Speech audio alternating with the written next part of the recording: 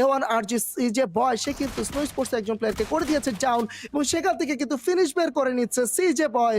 A1 RG sports তাদের first এলিমিনেশনটা pick করে নিয়েছে। ফ্ল্যাশ হাসানকে করে দিয়েছে ডাউন। এই মুহূর্তে তার প্রচেষ্টা কিন্তু থাকবে ফ্ল্যাশ তা সে কিন্তু স্মোকের মধ্যে ফায়ার করে যাচ্ছে, শ্যাডোকে ডাউন করার চেষ্টা, রাউডি একটি ডাউন বের করে নিয়েছে।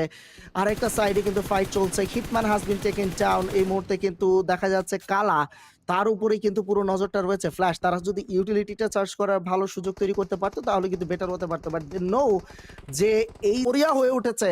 এক্সেট্রন ম্যাট ক্যাট কাছাকাছি দিয়ে তারা রোটেট করছে, তাদের রোটেটটাকে কিন্তু বিপজ্জনক অবস্থায় ফেলে দেওয়ার চেষ্টা, রোটেশনটা কাট অফ করার একটা প্রচেষ্টা কিন্তু চলছে। সিজে বয় অলরেডি কিন্তু একটি ডাউন বের করে রেখেছে।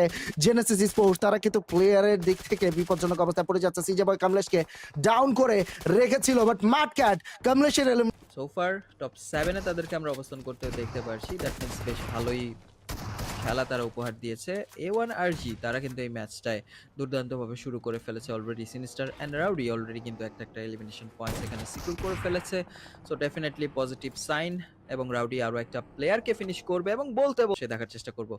কোনোভাবে কিন্তু সিজে বয়কে হিল করার সময়টা দিচ্ছে না, বাট সিজে বয় খুবই কিন্তু প্রপারলি মুভ হতে পারেনি। আরো নক বের করার চেষ্টা, রাউডি ফেসে যাচ্ছেন, বাট সিজে বয় ইজ আউট দেয়ার এবং এক এক করে তারা কনফার্মেশন গুলো কিন্তু নিয়ে নেবেন। ঘটছে মিরামারে ফাইট শেষ না করতে এখানে আবার তাদের ফাইট নিতে হচ্ছেন দেশশ্রমের কাছ থেকে। দুর্দান্ত নক, সিনিস্টার করবে ফিনিশ।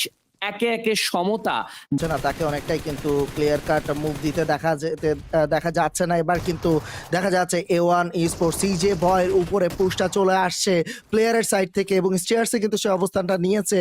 প্লেয়ার একদম ডিরেক্টলি যে ঢুকে পড়া সেটা কিন্তু করছে না, একটু কনফিউশন ক্রিয়েট করে রেখেছে। সিজে বয় যাতে ওভারকাম করে সেটা কিন্তু দেখানোর চেষ্টা, বাট ডেস্টর্মের প্ল্যানিংটা কিন্তু ছিল একদম স্ট্রেইট কাট এবং সেখান থেকে কিন্তু ফলাফলটাও নিয়ে আসতে দেখা যাক এখানে প্যানের ঝলক কি আমরা দেখতে পারবো কিনা।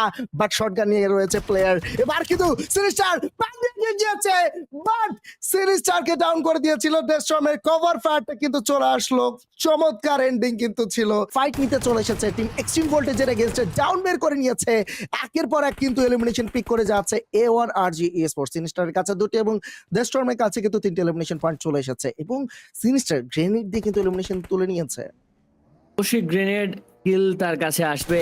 মেনশনে যে এই এরিয়াটা থাকে এটা কিন্তু অনেক আগ থেকেই A1 কন্ট্রোল করার চেষ্টা করে। যখন এরকম জোন শিফট হয় ইয়াসনার সামনে, যেহেতু প্রিজন বিল্ডিং এর একদম সামনে জায়গাটা, সেটা কিন্তু ধরে থাকেন A1 RG এবং এখানে এসছেন যেহেতু টিম আছে, ক্লিয়ার করা ছাড়া ধরতে পারবেন না, সেটাই চেষ্টা চলছে। গ্রেনেড হাতে থাকবে, রাউডির পজিশন মোটামুটি আইডিয়া করতে পেরেছেন, বাট ভেতরে কিন্তু প্লেয়ারটা থাকছে না, কিছুটা বাহিরে থাকবে।